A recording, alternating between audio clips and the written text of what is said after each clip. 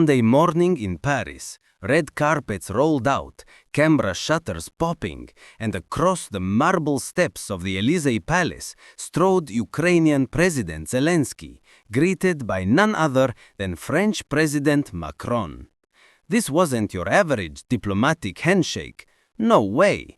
It was more like a cinematic welcome, with Macron walking down to meet Zelensky, posing for photos, and then the two heads of state heading inside for what has been billed as some of the most consequential peace talks seen in Europe in years. Zelensky's arrival comes hot on the heels of intensive negotiations in Florida between Ukrainian and US officials working to fine-tune a US-drafted peace framework. Macron's office states that the Paris meeting will address conditions for a just and lasting peace, building on earlier talks in Geneva and in tight coordination with European allies. The atmosphere in Paris buzzed with anticipation, high-stakes diplomacy, global eyes swiveling, and the kind of tension you feel when history might actually bend. Zelensky's visit isn't just another headline, it's a message. Europe is rallying, and Ukraine's future could very well depend on what comes out of these talks.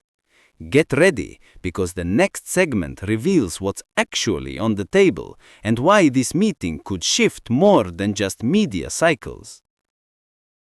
But hold tight, what's behind the pomp and photos isn't just optics.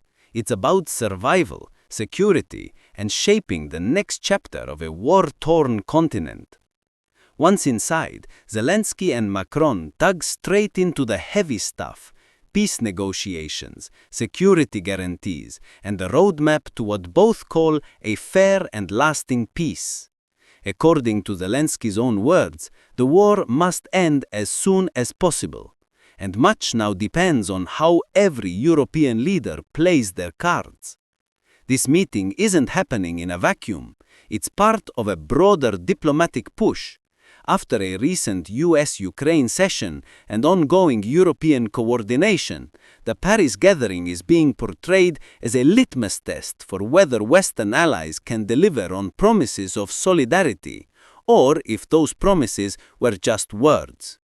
Officials in Paris have proposed deploying a reassurance force, land, air, and sea, as part of potential security guarantees to protect Ukraine post-conflict.